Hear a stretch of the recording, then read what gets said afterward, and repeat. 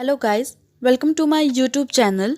Today I'll discuss about the relation between CCL2 and cancer. We all know that cancer is one of the most dangerous and non-curable disease. Cancer involve abnormal cell growth. In our general life, we always hear two or three terms which is common like benign tumor or cancer. There is huge difference between benign tumor and cancer. A tumor may be cancerous, but cancer is not always a tumor. Benign tumor, the term benign means the tumor can grow but will not spread. Here, the benign is always described as not harmful in effect. It also involves abnormal cell growth like cancer, but it not spread while cancer spreads. A cancerous tumor is malignant. The term malignant means it can spread one to other part and also a cancer become malignant. In general word, we can say this malignant cancer fourth stage cancer. In this stage, there is only 2 to 3% chances that the patient will survive. Now, let's talk about today's topic, that is CCL2 CCR2 signaling in cancer. So, when CCL2 binds with its receptor, that is CCR2, then it expresses itself in various tissue because these tissue bears CCR2 receptor on its surface. CCR2 have two isoform, that is CCR2A and CCR2B. The only difference between its two isoform is 50 base pair in C-terminal domain. CCR2B is important and main isoform which is also known as predominal isoform. About 90% of CCR2 expression happens through this. CCR2B is highly expressed on monocyte and natural killer cells. The first isoform, that is CCR2A, is expressed through small subset of mononuclear and smooth muscle cells. The both isoform play different biological function. This biological function depends on CCR2.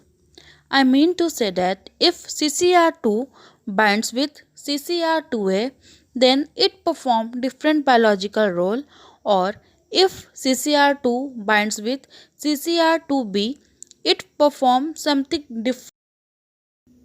This difference in their biological function was confirmed in an experiment on Jurkat T cell. Here the new term is Jurkat T cell. So Jurkat cell is a immortalized cell line of T lymphocyte. This cell line is used to study of T cell leukemia, T cell signaling and know about expression of various chemokine receptor, especially in viral entry. CCL2 is not the only ligand of CCR2, but it also binds with CCR4. When CCL2 bind with CCR4, then it performs two main functions. First, it recruits TC cell, means T cytotoxic T cells in melanoma cells, and this melanoma cells starts a immune mediated protective role in cancer. And second, it recruits T regulatory cell on tumor cells, and this recruitment on tumor cell block cytotoxic T cell, and then melanoma cell does not mediate any function. Here, T regulatory act as a suppressor, or we can say inhibitor of TC cell. Not only bind with CCL2 but can also bind with CCL8, which is also known as MCP2, CCL7, which is also known as MCP3, and CCl13, which is also known as MCP4. The binding of CCR2 with other CC motif ligand is only because of the structural similarity with CCl2. The biological function or activation is only depends upon the engagement of chemokine ligand with its receptor. If one receptor bind with many ligand, it perform different function, but sometimes or in some special condition they start performing same function. In colorectal cancer cell, CCR2 is present on this cancer cell surface. It may bind to CCl2 or CCl8. Then this cancer cell start migrating and provoke its invasion. The migration and invasion is only because of the binding of CCR2 with its two ligand, which is CCl2 and CCl8. The binding of CCl2 or CCl8 with similar receptor create a lot of confusion, especially in any research or any experiment. That binding of their CCl2 or CCl8 with CCR2, which of them is responsible for migration and invasion of cancer? CCl2 CCR2 signaling is very important in metastasis cascade. This is the figure of endothelial cell lining or maybe blood vessels. Very firstly, the primary tumor site have very active tumor cell because of the binding of receptor and its ligand. Due to this binding, the tumor cells start proliferating. This proliferation move cell towards endothelial cell lining. In second step, migration of tumor cell with stromal invasion take place. Tumor cell bears CCR2 on its surface. Here, myeloid cells is also present for interfering in stromal invasion, but they are not present in that much quantity so that it prevent invasion. Resulting tumor cell enters into endothelial lining or in our circulation. Invasion in our cell lining is third step. In fourth step, tumor cell disseminate towards metastatic site along with CC gradient. Metastatic site have large number of chemotactic gradient.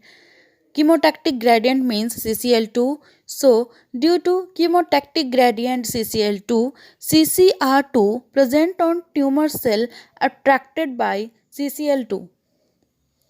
In fifth stage, a small capillaries trap tumor cell and this initiate tumor cell extravasation. In extravasation process, the tumor cell circulation with our blood, our inside, our endothelial lining, it drop out from capillaries. This dropping out process is happens because of large number of CCl2 presence. In simple language, we can say that this dropping out process occurs because of CCl2 chemotaxis process which attract CCR2 present on tumor cell. In sixth stage, the growth of tumor cell increases on metastatic site and colonization of tumor start and myeloid and endothelial cells starts recruiting there. This six-step process shows how CCR2 on tumor cell interact with CCl2. Early stage of metastasis, cancer cell acquire migration and invasion phenotype. Due to this, it is able to break extracellular matrix, that is ECM. Because it is not possible for tumor cell to break lining and enters into our circulation or drop out from circulation. Only because of that phenotype they are able to do so. Contribution of CCL2 is initiating initial stage of cancer migration and expressed tumor cells.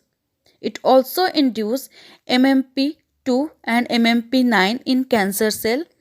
This MMP2 and 9 increases invasion property of cancer cell.